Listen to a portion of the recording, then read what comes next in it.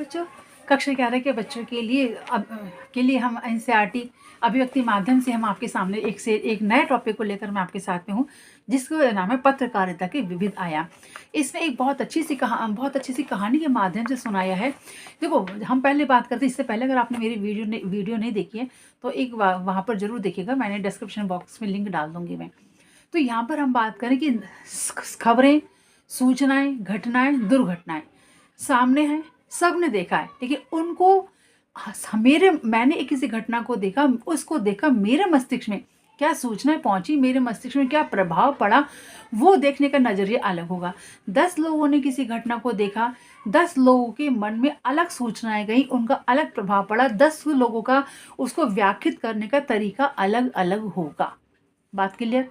घटना एक है, 10 लोगों ने देखा, 10 के दिमाग में अलग योजनाएं बनी, 10 उसको अपनी अपनी तरह से व्याख्या करेंगे। तो ये हमारी वस्तुपरता और तथ्यपरकता में के अंतर्गत ये आएगा।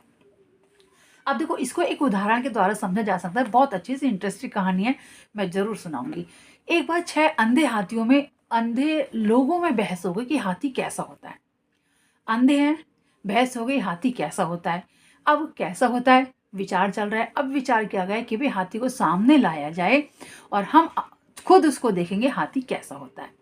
तो अंधे लोगों के सामने 6 अंधे लोगों के सामने हाथी को लाया गया। तो और वो अपने आप ने कैसे निर्णय देंगे, इसको समझिए। एक हाथी के कान के पास में जाकर खड़ा हुआ, उसने हाथी को कान से ऐसे ऐसे करके छूकर देखा, तो उसको लगा कि हाथी पंखे की तरह से होता है, हाथी एक पंखे की तरह से हाथी होता है।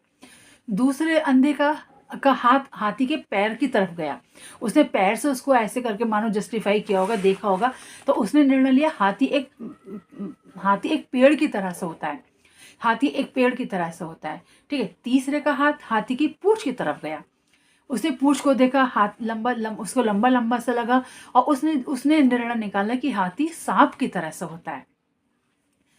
घटना चीज एक है, सबके देखने के नजरिए ऑब्जेक्टिव अलग अलग हैं। एक अंधे का हाथ हाथी के पेट की तरफ गया, उसने पेट को ऐसे से छू के देखा होगा, तो उसने निर्णय लिया हाथी एक दीवार की तरह से होता है, मजबूत दीवार की तरह से होता है। ठीक है। एक अंधे का हाथ दांती के दांत की तरफ गया, उसने दांतों को छू के देखा, तो उसने निर्णय लिया हाथी एक तलवार की तरह से होता है। तो ये बहुत अच्छी सी कहानी है। इसके आधार पर आप इस बात को बहुत अच्छे से समझ सकते हैं कि वस्तुपरता और तथ्यपरकता क्या है।